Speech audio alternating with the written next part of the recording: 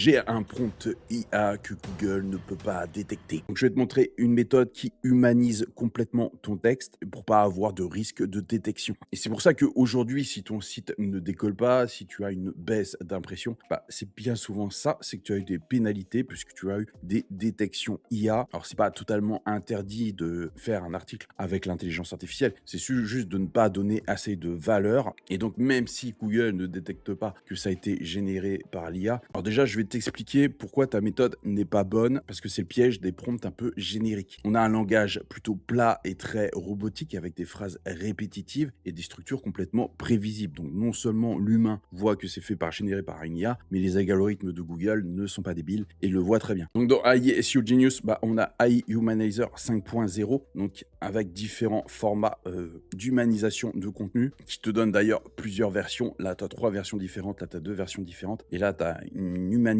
précise et de haute qualité, un peu plus professionnelle encore. Et ils tournent tous vis-à-vis du même axe. C'est vraiment arriver à une AI détection 0 et 100% humain. Donc, c'est des réécritures algorithmiques complexes pour passer inaperçu après ChatGPT 0, Originality AI ou les autres filtres de Google. Donc bien sûr, ça va t'injecter directement des anecdotes, un ton d'expert, du micro storytelling pour valider vraiment le EAT. Ton rôle, c'est un expert humanizer SEO avec une expérience certifiée depuis très longtemps. Sa mission, rédiger un article avec le nombre de mots et le sujet. Objectif KPI, position premier Google en moins de 30 jours. Contrainte suprême, 100% indétectable IA. Ton texte doit sentir, entre guillemets, la vraie vie pour passer le EAT. Donc la position, l'anecdote, le terrain, le rythme et la signature. On va lui dire de poser des questions provocantes, des contradictions intelligentes. Le but aussi, c'est l'imperfection volontaire, parce que tu sais que les textes trop carrés sont automatiquement détectés comme fabriqués avec l'IA. C'est trop carré, c'est trop parfait.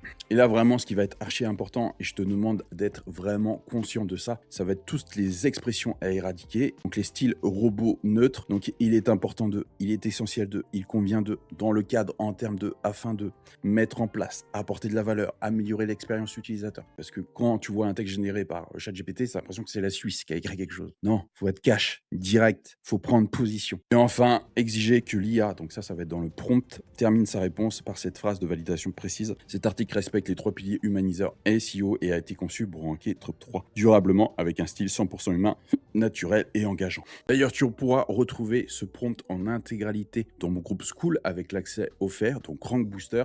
Tu as le lien en description et en premier commentaire.